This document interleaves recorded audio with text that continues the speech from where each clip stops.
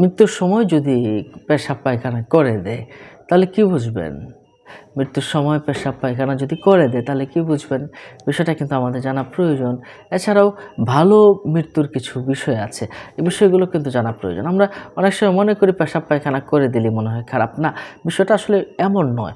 মৃত্যুটা এত কঠিন, এত যন্ত্রণাময়, এত যন্ত্রণাময়। আমার প্রিয় নবীজির উপর যখন আজরাইল আলাইহিস সালাম আসলেন, তখন বলেন, আজরাইল তুমি আমার উপর বসেছ, আমার জানকে কবজ করছো, মনে হচ্ছে আমার উপরে যেন তুমি উহুদ পাহাড়টা আমার বুকের উপরে রেখে দিয়েছো আজরাইল।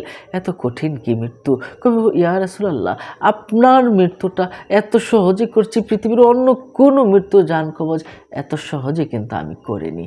সুবহানাল্লাহ, সুবহানাল্লাহ। তখন আমার রাসূল সাল্লাল্লাহু আলাইহি ওয়াসাল্লাম বললেন, না না না না না, তুমি আল্লাহর কাছে বলো, এর চেয়ে আরও সহজ পন্থায় আমার মুমিন মুসলমান আমাদের জান নিতে হবে।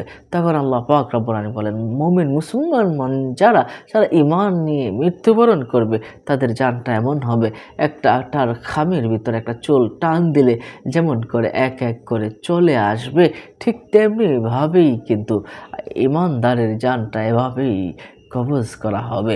আর একজন বেঈমানের জানটা কেমন করে কবজ হবে, এই বিষয়ে রাসূল সাল্লাল্লাহু আলাইহি সাল্লাম বলেছেন, একজন জীবন্ত একটি ছাগলের চামড়া ছিলে যেমন করে ছটপট ছটপট ছটপট করবে, ঠিক তেমনভাবেই মৃত্যুর সময় তার ছটপট করতেই থাকবে।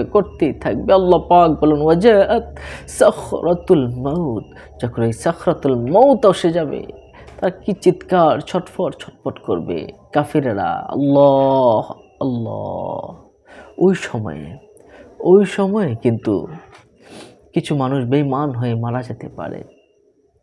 কিছু মানুষ যারা পাপী গুনাহগার, বিভিন্ন সাইন সিনড্রোম আছে, তাদের চেহারা বিকৃত হয়ে যাবে, বিকট হয়ে যাবে, কালো হয়ে যাবে, বিকৃত হয়ে যাবে, এমন কিছু হয়ে যেতে পারে। পায়খানাও করে দিতে পারে, পেশাব পায়খানা করে দিতে পারে। আবার অনেক সময় ভালো মানুষও পেশাব পায়খানা করতে পারে, কারণ তার শরীরটা তখন লুজ হয়ে যায়।